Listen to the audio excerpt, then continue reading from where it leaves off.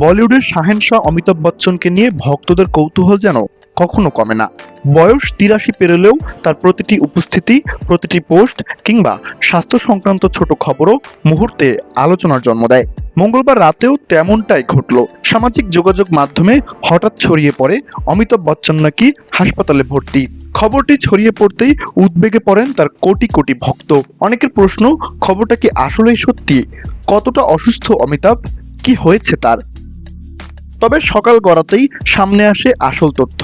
অভিনেতা হাসপাতালে ভর্তি হননি, বরং নিয়মিত স্বাস্থ্য পরীক্ষা করিয়ে বাড়ি ফিরে গেছেন। ভারতের একাধিক সংবাদ মাধ্যম জানিয়েছে, গেল শনিবার মুম্বাইয়ের নানাবতী হাসপাতালে গিয়েছিলেন অমিতাভ। এটি ছিল তার নিয়মিত মাসিক স্বাস্থ্য পরীক্ষা। প্রয়োজনীয় কিছু পরীক্ষা নিরীক্ষার পর চিকিৎসকেরা তাকে বাড়ি ফিরে যাওয়ার অনুমতি দেন। তাকে হাসপাতালে ভর্তি রাখা হয়নি। গুজবটা প্রথমে ছড়ায় বলিউডের আলোচিত বিনোদন সাংবাদিক ভিকি লালওয়ানি।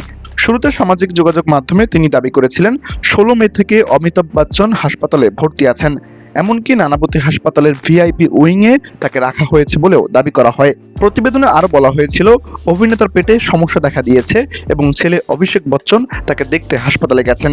এর পরপরই সামাজিক যোগাযোগ মাধ্যমে উদ্বেগ ছড়িয়ে পড়ে, কিন্তু খুব দ্রুতই সেই দাবির সত্যতা নিয়ে প্রশ্ন ওঠে। কেননা সর্বশেষ রোববারও অমিতাভকে তার মুম্বাইয়ের বাসভবন জলসার বাইরে ভক্তদের শুভেচ্ছা জানাতে দেখা যায়। পরে তাকে নিজেই গাড়ি চালিয়ে এক স্থান থেকে অন্য স্থানে যেতে দেখেছেন অনেকে।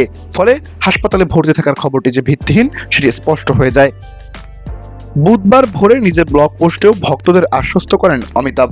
বরাবরের মতো রসিক ভঙ্গিতে তিনি লেখেন, যখন ঈগল চুপ থাকে তখন টিয়া পাখিরা বেশি কথা বলতে শুরু করে। আমি তো শান্তিতে বাজরার রুটি আর ভাজা সবজি খেয়ে নিলাম, আর এদিকে কাকের দল নানা কথা বলেই যাচ্ছে। অনেকে অমিতাভের মন্তব্যটিকে এভাবে বর্ণনা করেছেন, যখন আসল শক্তিমান মানুষ চুপ থাকে তখন নানা মানুষ নানা কথা বলতে শুরু করে।